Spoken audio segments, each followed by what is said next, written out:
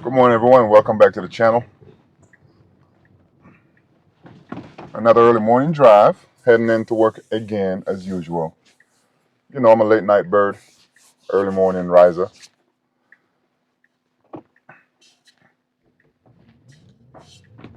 So we got a 20-minute trip on our hands, folks. Let's see what's the great things on FSD that everybody's buzzing about. So, as we all know, by now, FSD can take you from point A to point B, park in a parking lot, parking spot, or on a curb, or by the curb, not on the curb. It reacts to pedestrians, bicyclists, motorcyclists, trash cans, trash bags, the normal stuff that blows around and just interact in your days as far as driving in your commute. The one thing that FSD seems to not get though is avoiding potholes, and I've been stressing about that since day one. And it's sad that you can't have this perfect ride. So the light turned yellow. It's a stale yellow. FSD went through it anyway, so that was a good call. It's a shame that the Tesla can do this great thing, can drive you point A to point B, avoid all like trash and you know pigeons and stuff like that on the road, but you don't have enough data to analyze the potholes and go around them. Now I gotta say, in version 13, it's a little bit more assertive when it comes down to finding these potholes, especially in this version for 14.1.4, where it makes some maneuvers that I was trying to figure out what the heck is going on, because I mean you can see there where the asphalt is missing on the road, but it didn't warrant for the car to make the evasive maneuver that it did to go around a pothole. So I'm trying to figure out what the heck is going on. Did they see somebody walk out off the sidewalk into the curb, into the road? But no, avoiding potholes. But it's a hit or miss, and I'm sure Tesla have their millions of videos and whatever you call it data they're gonna feed to the system to be able to differentiate and analyze. So, wow, that was crazy. So that lady just walked out of the sidewalk, and I was expecting FSD to do that brake flutter thing that it usually do when he acts around pedestrians, and he didn't do it. So I think 14.1.4 actually took care of that. And I think, guys, like, maybe it's just me, but if you connect to your Wi-Fi when you get home and let the car sit there on the Wi-Fi, with good signal strength, I think all the data that the car collects and you have to upload. I guess once you connect to the Wi-Fi, it dumps all that data back, up to the clouds or whatever, and it actually makes the car perform better. I asked Grok, the car companion, if when it uploads data, do Tesla usually send data back to the car, to tweak parameters? And Grok said yes. So I'm thinking we're getting updates in the background when we upload and video, like connect to the Wi-Fi or whatever to upload videos or whatever. I mean, data or whatever, and it actually download tweaks and to fix certain things in the car. That's what Grok said. I don't hear nobody out there buzzing about it,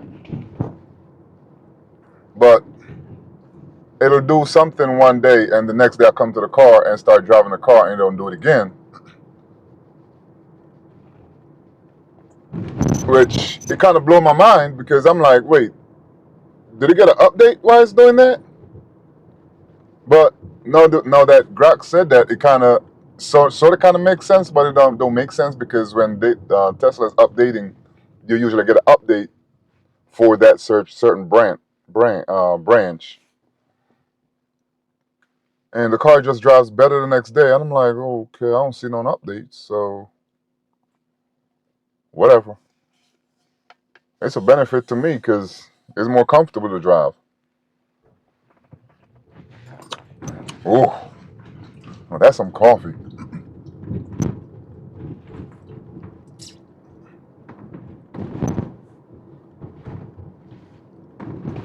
All right, so we're just going along on 52nd Street right now. We're gonna make a right on Girard, which from this light is about 4 lights down. And I mean, so far you see, I haven't done nothing with the steering wheel or with the accelerator pedal or the brake pedal. I think every day I drive the car, I ride the car, it drives a little bit smoother and smoother and smoother.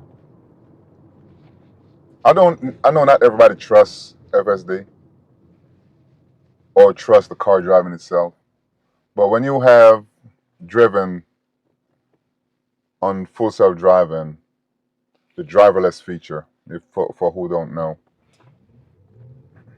when you've been driving it on it for over a year, you get relaxed, you get comfortable, and in the version 14, the first branch, 14.1.1, when it came out, I'm sorry, 14.1.2 when it came out, I was doing a lot of disengagements,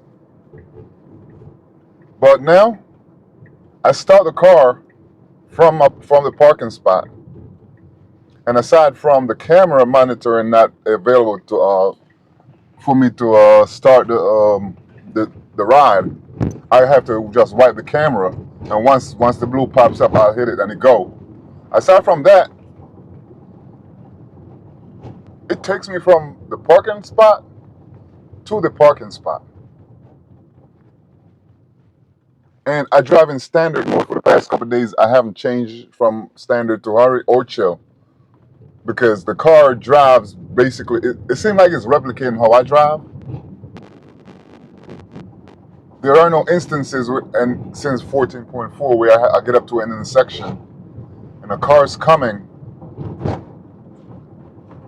from the left, and see, the car just did that to avoid a pothole. And hopefully you guys picked that up on camera, but you saw the steering wheel move to the left. I mean, if y'all don't believe me, y'all can rewind, go back to the scene. Look, another one. I sound like DJ Khaled right now. That's another one. So like this intersection right here, cars from the left. Usually, it sits here and it hesitates, and then it'll go. But it comes up, you see that there's no car, it does the complete, NHTSA stop, and then it just takes right off. It's a lot bolder too. When I say bold, if there's a tight gap and the cars are coming and the car is kind of creeping down, the other car is creeping down, it'll force itself out in front of that car.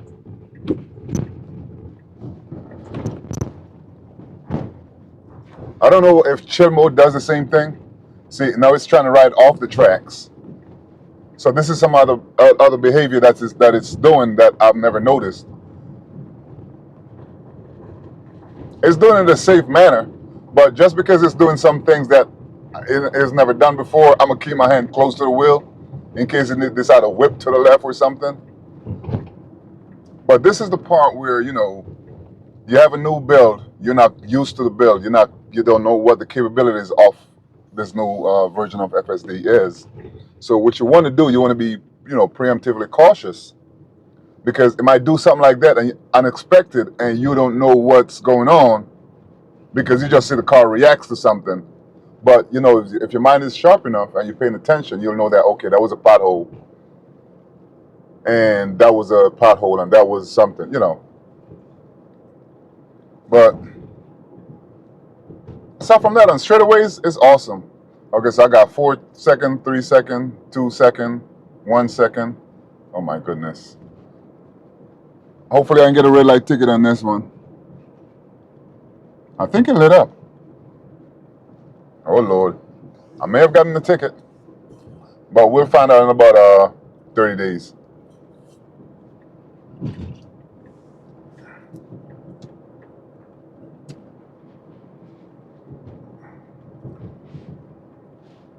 All right, so we're on Belmont Avenue right now. We literally got 8 minutes to go on the trip out of a 20-minute ride. I mean, it can't be no more relaxed than this. Imagine getting off of work, getting in your car, with or without traffic. And you guys see, I don't know if you can see it clearly because inside the car is a little bit, dark. But my feet is nowhere near the brake or the gas pedal, accelerator pedal. The steering wheel is just doing its own thing. It got a mind of its own.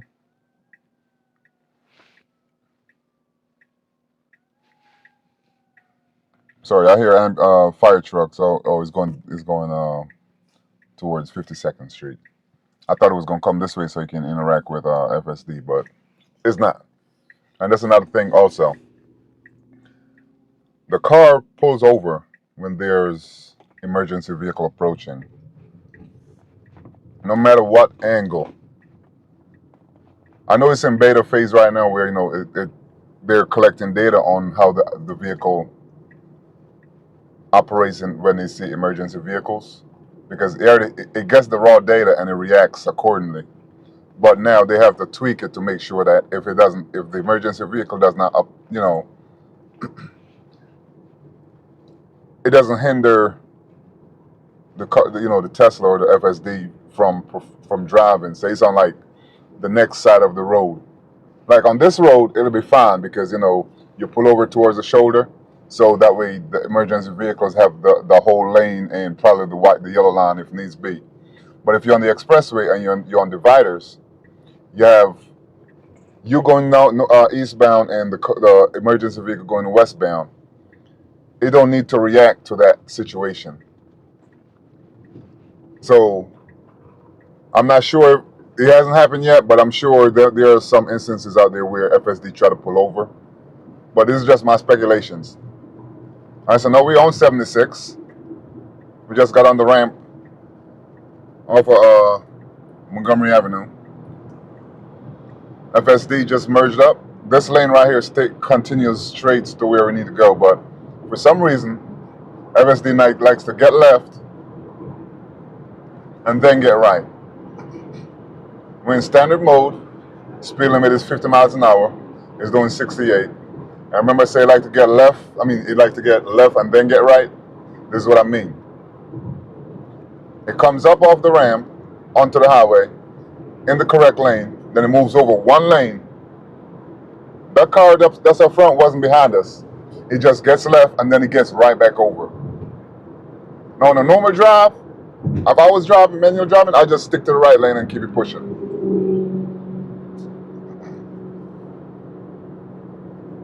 Now, that's one of my co-workers. He might be late for work or something.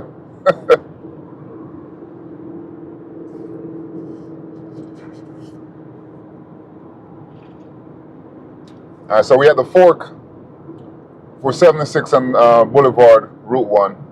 Of course, we're taking the right.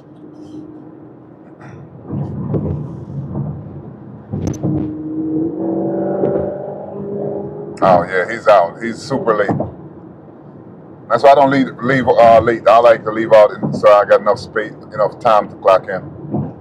Because I have another 23 minutes before I clock in.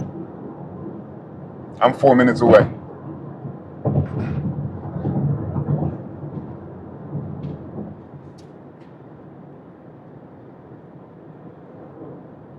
So far, it's just me and that bus up front on the road. There's zero interference with traffic. I'm just enjoying the ride, sipping on my coffee. Should be an easy day today. Get done at 5 p.m. All right, so coming up, FSD is going to take this ramp, this off ramp. And that's how seamless FSD is. You hop in the car. So I don't know why this is not level 4, because you can technically drive from point A to point B, at least level 3. You can go from point A to point B, zero interactions with the car, 0 disengagements on version 14. But Mercedes has a level 3, but Tesla don't have a level 3. This is still a level 2.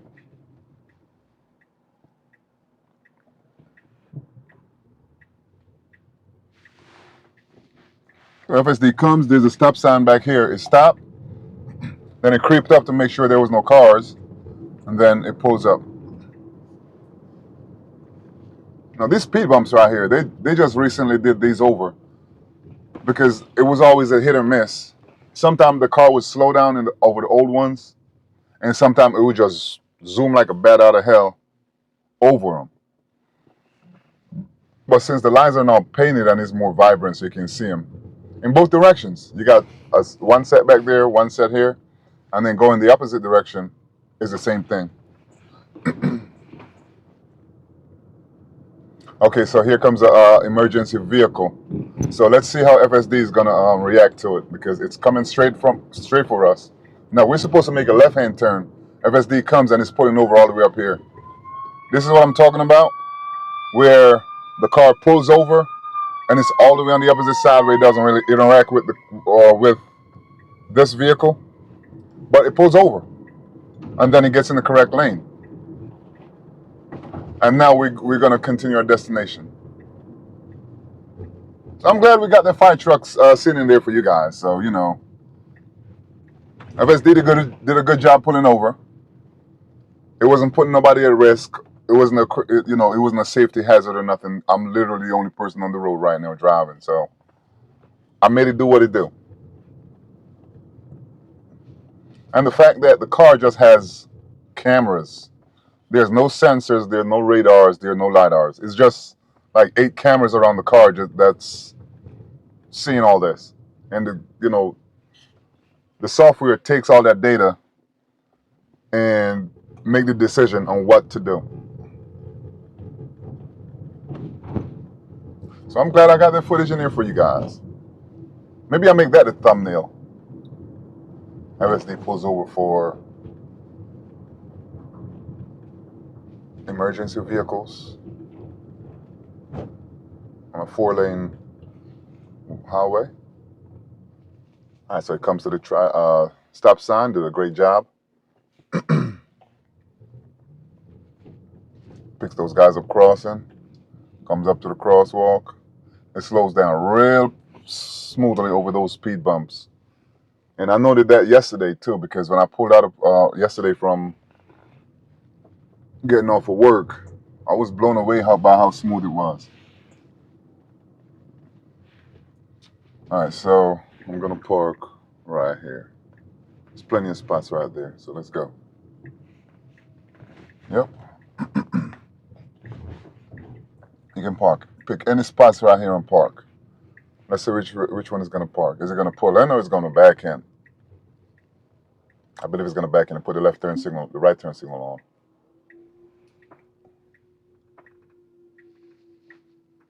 All right, it's trying to differentiate. It's trying to figure out where the lanes are, because these lanes are faded. It is not correct. It is not correct. But it went and parked anyway. But it's all good. But that was a total end-to-end drive, guys. So if you like the content, hit the subscribe, and thanks for tuning in. I'll catch you in the next one. Peace.